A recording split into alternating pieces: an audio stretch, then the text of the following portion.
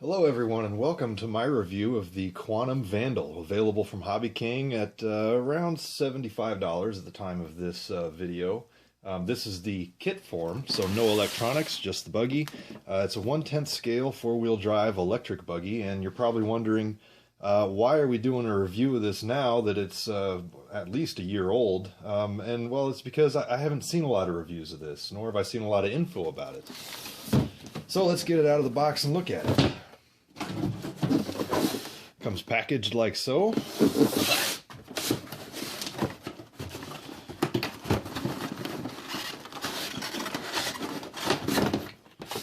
we go. And there she is. Pretty good looking buggy, in my opinion. Now this is actually a rebrand, or a clone, or whatever you want to call it, of an Itagy i10B.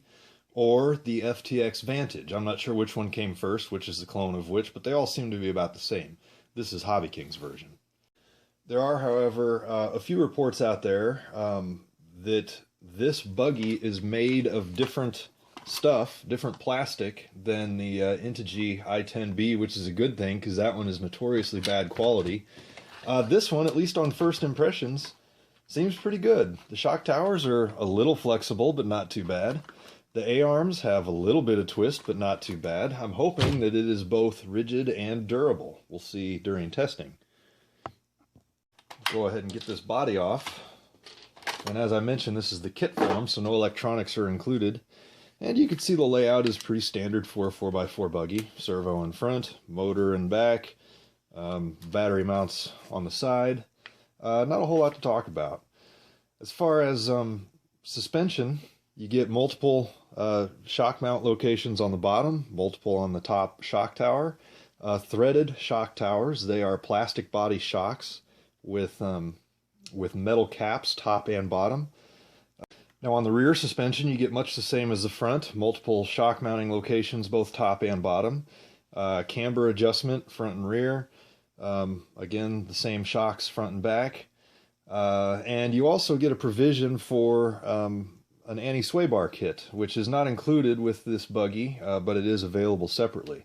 I actually have that same kit on my Turnigy Trooper. I retrofitted it onto that one. So some pretty decent adjustability. I am very pleased with the suspension action right out of the box. It seems well damped as opposed to some of the other Hobby King stuff that I have, which is comes in all sorts of various states of being under damped or over damped or whatever. This one, if I was going to set something up just off the top of my head, this is about what it would end up like. So I'm optimistic that this will be a good running setup right out of the box. Now the tires on this one, ready to run tires are notoriously bad. I'm sure you saw in my last review of the BZ222 how terrible the tires were. These actually feel really nice, and I have been fooled before. Again, on that same BZ222 video, I originally thought the tires were going to be good. They were not. These feel a little different. They are a little firmer than the BZ tires, perhaps, but more importantly, they feel sticky. We'll see what happens as soon as you get a coat of dust on them. Some of them just lose all traction as soon as you put them in the dirt. Another positive, these actually feel like they have foam inserts in them. The BZ did, but they were just garbage. This one, they're soft, but they feel usable. We'll see how they work.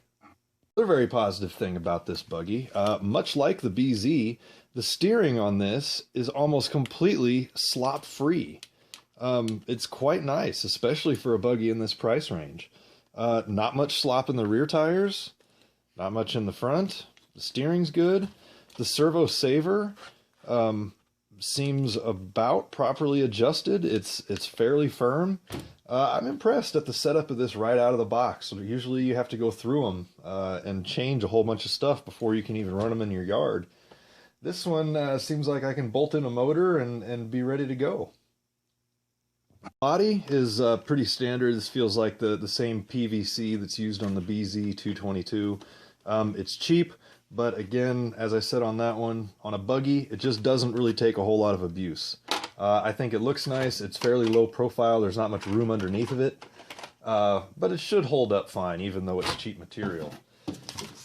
You also get some instructions, which are basically just a exploded parts diagram. Not much to write home about there. And finally, you get this wing, which is not like any of the wings that I have for any of my other cars. This thing is really, really solid. I don't know if it's Lexan or not, but it's thick. This is not the normal stuff that a wing is made out of where it'll bend in half. This thing is really rigid. I mean, it still has some flex to it, but I think it looks fantastic. We'll see how well it holds up. Alright everyone, I've finished putting this thing together with all my electronics, and there's a couple things that I want to point out to everybody. First of all, and I saw this on the reviews on Hobby King, this body, as sleek and as good looking as it is very low to the chassis, which makes fitting everything a real pain. You can see here I couldn't even fit my battery under there because the posts come straight out the top, and so I actually had to cut the body just to make room for that lead wire. If we get the body off, you can see what a mess that is in there. I would recommend cutting your ESC wires and running them straight to the motor. In this case, I didn't want to do that because I swapped these ESCs around to multiple cars, and I don't want to cut the wires too short.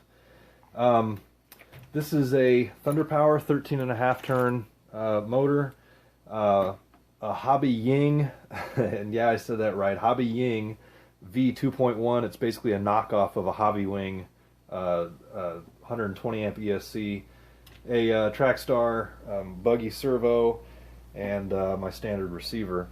Another thing to look out for is when I first installed this is a censored motor in ESC, but the motor spun backwards, and unfortunately this version of my ESC does not allow you to reverse the direction.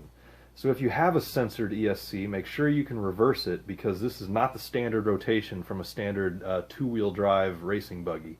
In this case, all I did was unplug the sensor, swap a couple lead wires, and we're good to go. So I'm running it sensorless. One other thing to look out for,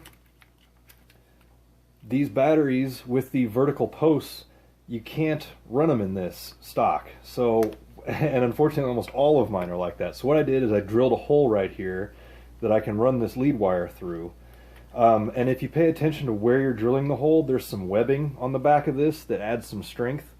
If you drill the hole in the right spot, you avoid all the webbing. So I'm not too worried about this. I don't think I really sacrificed any strength here.